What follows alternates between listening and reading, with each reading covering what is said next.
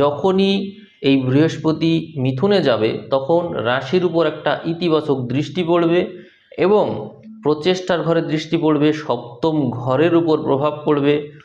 এই যে প্রভাবগুলো পড়ছে, এতে করে কিন্তু আপনি পরবর্তীতে যথেষ্ট ভালো করার সুযোগ পাবেন এবং একাদশ ঘরও কিন্তু প্রভাবিত থাকছে। এই প্রভাবটা আমি এখানে যদি বৃহস্পতির অবস্থানকে খেয়াল করি তাহলে দেখতে পাচ্ছি মোটামুটি জুন মাসের মাঝামাঝি পর্যন্ত চলে আসবে।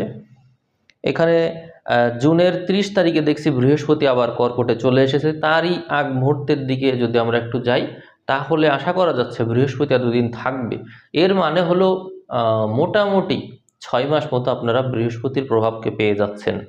এই প্রভাব আপনাদের জীবনে কি কাজে লাগবে এটা একটু বলি। দেখুন, এই রাশির অধিপতিই হলো বৃহস্পতি। রাশিতে রাশির অধিপতির দৃষ্টি রাখা অত্যন্ত শুভযোগ। তাহলে আমরা বলতে পারি যে ধনু রাশির জন্য এই এতদিন হয়তো আপনারা একটু একটু ইতিবাচক সময়ের কমতি পাচ্ছেন। তারপর আমি কমতি বলবো না, কারণ এই বৃহস্পতি এর যে পরের ঘর কর্কট, সেখানেও গিয়ে তুঙ্গি হয়। যদিও তা ধনু সাপেক্ষে অষ্টম ঘর, তবুও তুঙ্গি হয়। অর্থাৎ আপনার এই যে 3টা বছর, এই 3টা বছর নেগেটিভ যাওয়ার খুব বেশি সুযোগ নেই। এরপরে বৃহস্পতি চলে যাবে আপনার ঘর থেকে নবম ঘরে। তার মানে বৃহস্পতি যতদিন ধরে মিথুনে ছিল, তারপরে আবার বক্রী হয়ে মিথুনে আবার যাচ্ছে কর্কট থেকে, তারপর আবার কর্কটে আসছে, তারপরে যাবে মাসের শেষের দিকে অর্থাৎ জুনের দিকে এই সিংহতে। সবগুলো সময়ই কিন্তু আপনারা ভালো পাচ্ছেন, বৃহস্পতির দিক থেকে ভালো পাচ্ছেন, এটাই হচ্ছে কথা। এখন শুক্রের দিক থেকে কি অবস্থা? কারণ শুক্র তো আপনার আরেকটা গুরুত্বপূর্ণ গ্রহ, তাই না? দেখা যাক শুক্র কি করছে। শুক্র যখন ডিসেম্বর মাস চলে, মানে 1 তারিখ তখন শুক্র আছে আপনার দ্বাদশে।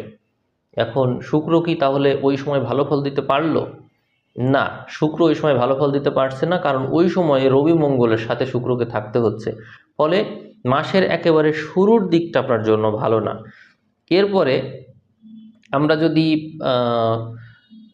মাসের একেবারে শেষ প্রান্তে অর্থাৎ 25 তারিখের দিকে চলে যাই, তাহলে শুক্র আপনার রাশিতে চলে আসলো। ঠিক এই সময়ে আপনার শুভত্ব শুরু হলো। তার মানে ডিসেম্বর মাসটা বৃহস্পতির দিক থেকে একটু শুভত্ব তৈরি করলেও আপনার মূল নক্ষত্র অধিপতি শুক্র, তার দিক থেকে কিন্তু শুভত্ব পাওয়া গেল না।